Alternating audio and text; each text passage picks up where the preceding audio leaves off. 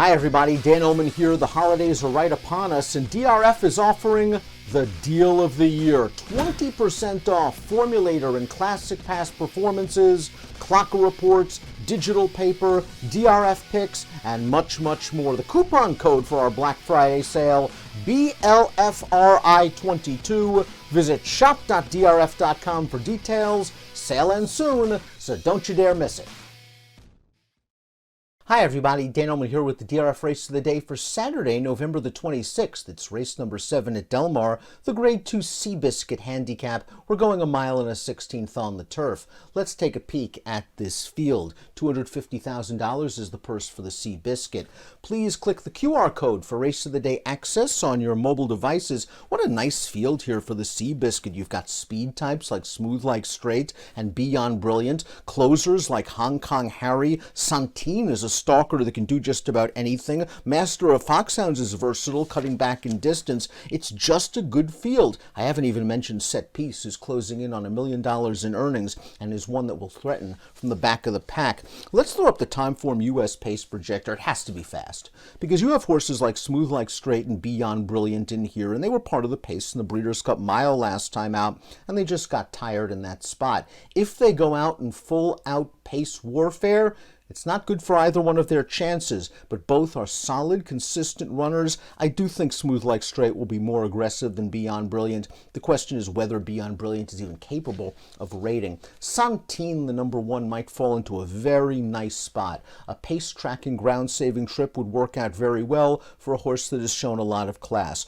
A multiple Grade 1 winner in 2022, winner of the Turf Classic at Churchill Downs, winner of the Arlington Million at Churchill Downs. There's a theme there. The Churchill Downs turf course was vilified for most of the year. It was hard. A lot of horsemen didn't think their horses liked it. Santine obviously did. His most recent performance was not at Churchill. It was at Keeneland in the Turf Mile, and he just didn't run his best race. It was not a good performance whatsoever. Not a Santine-like performance. Never got close to the pace. Never really made an impact. I do believe this is the kind of horse that's going to appreciate getting out to a harder turf course in Southern California. He ran very well in the Hollywood Derby here in 2021. He has the tactical speed to sit behind the pace.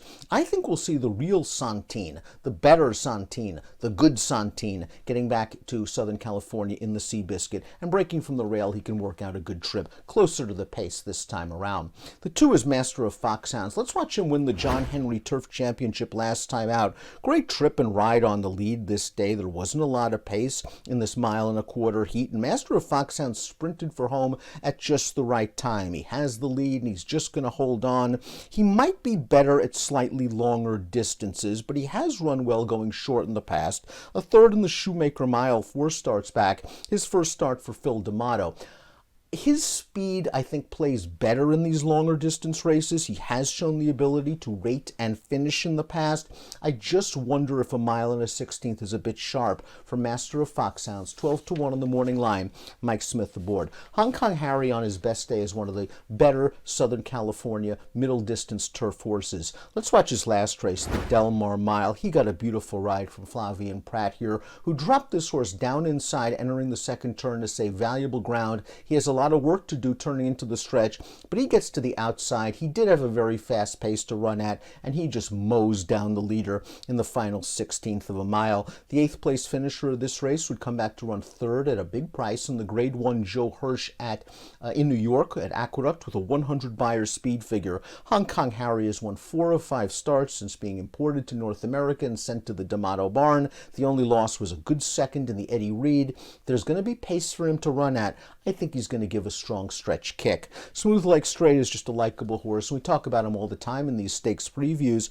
He runs Beyer fast speed figure after Beyer speed figure of over 100 in just about every race. It didn't happen in the Breeders' Cup, but let's just take a look. 1, 2, 3, 4, 5, 6, 7, 8, 9. He had a string of 9 consecutive triple-digit Beyer speed figures going into the Breeders' Cup. The issue with Smooth Like Straight is in all those 9 races, he only won once. He seems to find 1 or 2 better each and every time. I'm not really that not interested in the Breeders' Cup Mile. It was a tough spot. He got cooked on a pace duel. The Arlington Million, he set the pace over that sort of sketchy turf course, and he was beaten by Santine right on the square. The Shoemaker Mile, beaten again at odds on, but it was a really good horse that beat him. Count Again, who ran him down from the back of the pack after Smooth Like Straight did all the work on the lead. I'm a big fan of Smooth Like Straight. Demand value, however, because he often runs second or third, and because there's a chance he could get involved in a speed duel with his next door neighbor, the 5 Beyond Brilliant, who tried to rate a little bit in the Breeders' Cup Mile, and it didn't work out for him. If you go back to his race 2 starts back, the City of Hope Mile, he showed what he can do when he can get to the lead, and that is be a graded stakes winner, where he got a very nice front-running ride from Victor Espinoza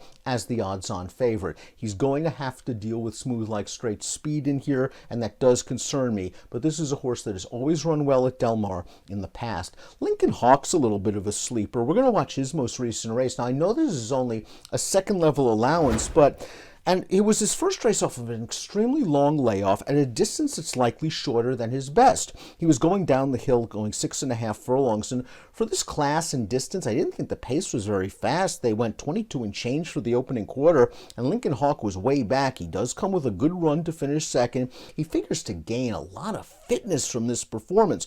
Is he good enough to contend against these quality graded stakes horses? That's really the big question for Lincoln Hawk, who's going to be a big price, should move forward off his most recent start. I'm expecting this horse to be running in the lane in the stretch, and perhaps he's a horse that maybe can pick up a piece at a price in the bottom of your single race exotics. Irideo is up next. This is a horse with some tactical speed. He ran in the City of Hope Mile last time out and was really no match. He ran 5th that day. He was a good second in the Del Mar Mile 2 starts back, but he got a similar race flow as Hong Kong Harry, where the pace was very fast. He came up for second at the end, and he just didn't show the same sort of pop that Hong Kong Harry displayed in the stretch. He did win the Wicker 3 starts back at Del Mar. He likes the course. He is a horse that maybe the City of Hope Mile was just a little bit too aggressively ridden. I think he's at his best when you take him back and make one run, and I think they're going to try that once again. I'm not sure he's the best closer in the race, however, because you do have a horse like Hong Kong Harry, and you have a horse like Set Piece, who's earned over $900,000 in his career, and is coming off a closing 4th in the Turf Mile at Keeneland, a race where the 8th place finisher would come back to win a 3rd level allowance with a triple-digit Buyer's speed figure. He won a week edition of the Baltimore-Washington Turf Cup 2 starts back at Pimlico, a race that was designed as more of a confidence booster, I think, as anything else. I'm not sure Set Piece is in the same sort of form he was in at 2021. He is getting a little bit older, but give him some pace and he will come running in the lane. He fits very well with these sort of horses from a class standpoint. Kentucky Ghost is next. They're going to take a chance with this horse. This horse won an allowance race. We're going to watch it. Its race was at Keeneland, going 1 mile and a 16th. Fast pace, it benefited Kentucky Ghost, who was last and came with a strong run to win. The 3rd place finisher would come back to win an allowance race at Churchill on the dirt with a 97 Buyer's speed figure. He is a stakes winner this year at Monmouth. He's another horse that benefits from a good pace scenario, and he really seems to like firm turf. I like what Kentucky Ghost did last time out. I think he's a bit of a sleeper in the vein of a horse like Lincoln Hawk, where if the pace is fast, he can come with a run. The question is whether he's good enough, as it is with Lincoln Hawk. Before we get to my top selection, please click the subscribe button on the Daily Racing Form YouTube channel for all the latest DRFTV video opportunities. I'm going with Hong Kong Harry. As we take a look at my selections for this race, he's really done little wrong since coming to North America, and although he did get a fast-paced scenario and a great closer's trip last time out in the Del Mar Mile, I love the way he was charging in the stretch, and he should get another fast pace to attack here. I think we've yet to see his best. He's relatively lightly raced. 7-2 on the morning line for Hong Kong Harry, my top pick in the Saturday race of the day. Good luck.